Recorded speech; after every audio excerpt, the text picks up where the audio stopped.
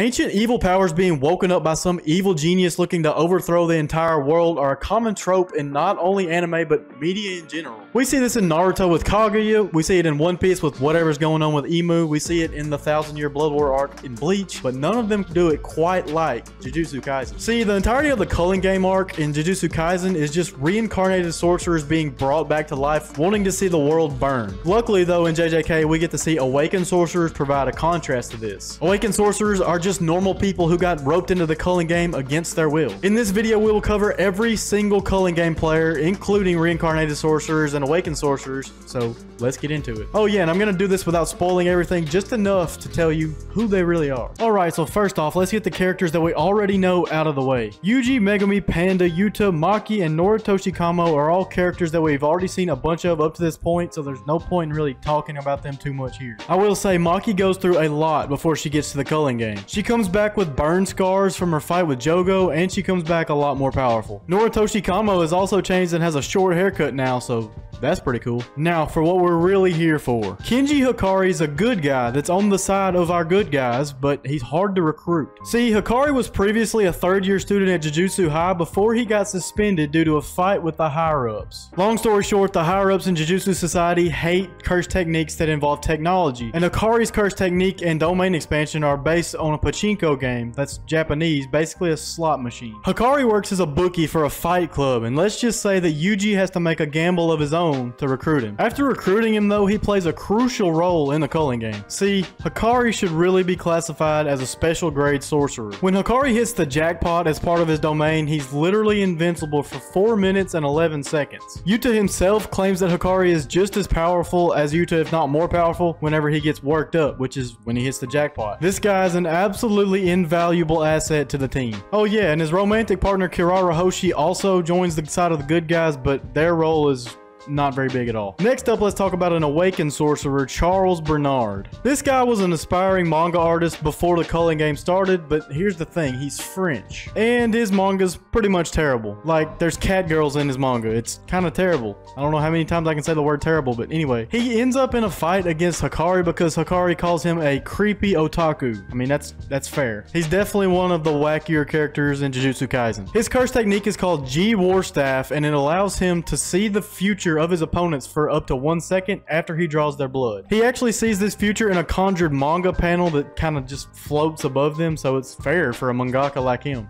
Well, mangaka's a strong word for this guy. Since we're talking about Hikari's fights, let's talk about Kashimo Hajime next. Kashimo's an incarnated sorcerer that originally lived over 400 years in the past as the strongest of his generation. He agreed with Kenjaku to be reincarnated during the Culling Game so that he would have a chance to fight Sukuna, who once lived as the strongest sorcerer of all time, because Kashimo was the greatest of his generation and he wanted a real fight. So Kenjaku told him about his plan to reincarnate Sukuna during this era, and Kashimo agreed. Kashimo wanted this genuine challenge because obviously, like I said, he was unmatched in power. Although we're going to see somebody named Ryu Ishigori later who actually probably could have matched him, but Kashimo was in his later years in life. It's a whole thing. Anyway, Kashimo's powers revolved around electricity, but his speed and strength alone were probably enough to get him past 90% of the sorcerers we're going to talk about during this right here. This dude was on a different level than most of these other people. Now, his cursed energy actually has the physical properties of electricity, so anybody he punches gets electrocuted. This is kind of similar to Hikari's because Hikari's cursed energy is rough. I actually forgot to mention that earlier. Yuji says that whenever he gets hit by Hikari and his cursed energy, it's like getting hit by a serrated bat. Now, we don't see too many of these people with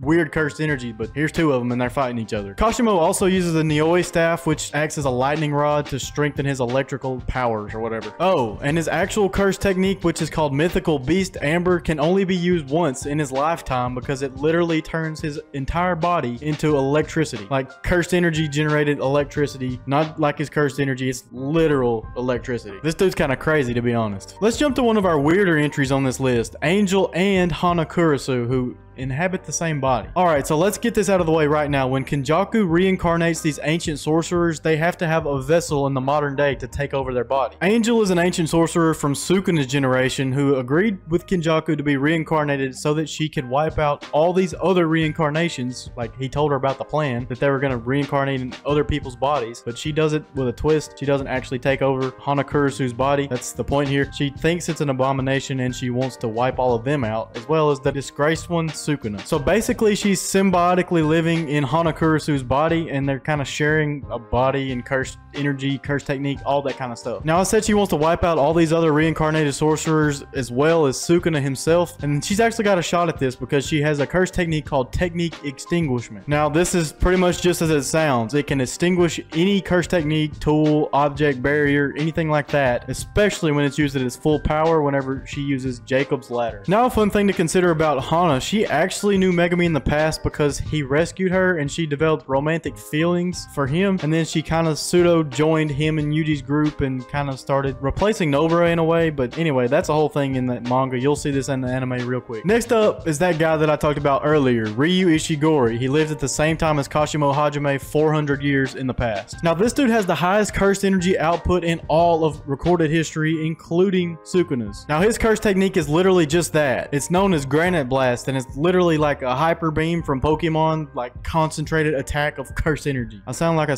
schizophrenic in here talking about this right now. Now, this dude has absolutely massive amounts of cursed energy, which makes sense because if he's gonna be having the highest output of anybody, he's got to have massive reserves, right? He can also use his massive store of cursed energy to reinforce his body and his physical attacks, so he's pretty much just a beast. Now, Ryu only agreed to be reincarnated in the modern era so that he could seek a good fight and quench his hunger for a battle, and that he does. Next up is Takako Uro, who is a reincarnated sorcerer who lived 1,000 years ago. She was the leader of the Sun, Moon, and Stars Squad, who was a group of assassins associated with the Fujiwara clan. Now, she absolutely hates the Fujiwara because in her past life they had her executed as a scapegoat for one of the actual Fujiwara clan's crimes. She's basically super emotionally messed up and holds tons of hate in her heart, but she's very strong. Her curse technique, Thin Icebreaker, allows her to manipulate the surface of the sky. She can manipulate it to create a sort of lens distortion effect. She can also levitate and do other stuff, but Thin Icebreaker is her main point of attack. This allows her to hit the surface of the sky and create a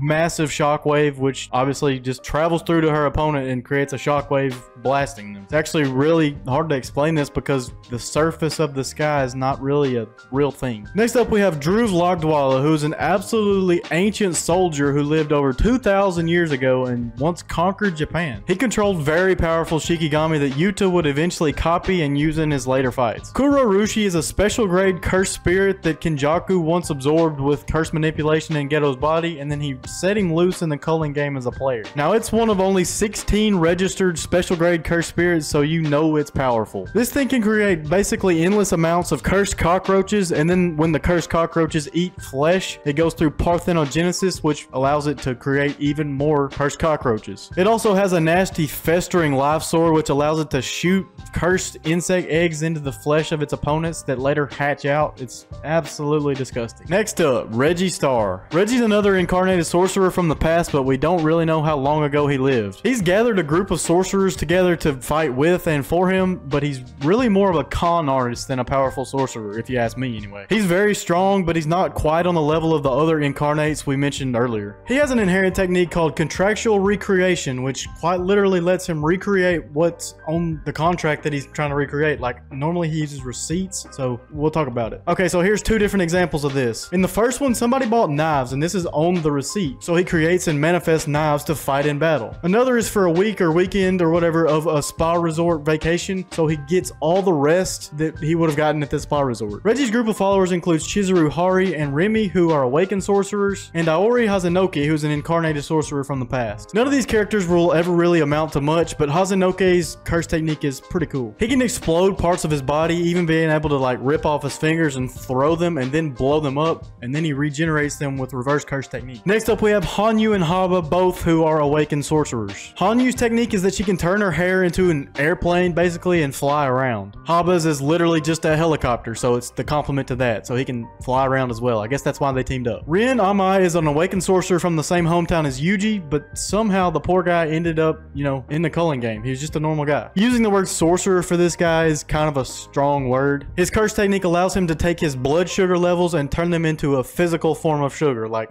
pudding. And when he does this, it depletes his blood sugar levels and leaves him hypoglycemic. So I really just feel bad for this poor guy. Hagane Daido is the next entry. He's an incarnated sorcerer from the past that can't even use cursed energy, but his master swordsmanship like more than makes up for it. Rokujushi Mio is very similar to this. He's a sumo wrestler incarnated into a modern body. The only jutsu he uses is the use of a simple domain so that he can 1v1 people in sumo matches. It's pretty cool. Now both these dudes basically just hyperfixate on their own craft. They don't even use cursed energy really, but they're awesome. I love them. Alright, we're down to our final 4. Yorozu is an incarnated sorcerer that actually takes over the body of Megami's sister, Tsumiki. She's over 1,000 years old, having lived at the same time as Sukuna, and she's romantically obsessed with the guy. She wanted to be reincarnated not only to fight other sorcerers, but to show Sukuna the true meaning of love by killing him in battle. I don't really know how that works. All these people are insane, bro. She is very sick and very twisted, but she's kind of awesome for it. She can use a technique called construction, which if you'll think about it, Mai Zennin also had this at one point. So she can create basically anything but high-powered cursed energy, cursed tools. She's shown with insect wings and insect armor created by this construction, and she can also manipulate liquid metal, even forming her ultimate attack called True Sphere. Now, True Sphere is quite literally a sphere created of liquid metal that she can use as her guaranteed attack in her domain Threefold Affliction. It's very strong. Now, Urame is another of Sukuna's connections. They're actually his direct underling, and I say they because apparently in original life they were a guy, but now they're a girl, and I don't really know how that works. They have some awesome abilities. First of all, ice formation, which is literally what it sounds.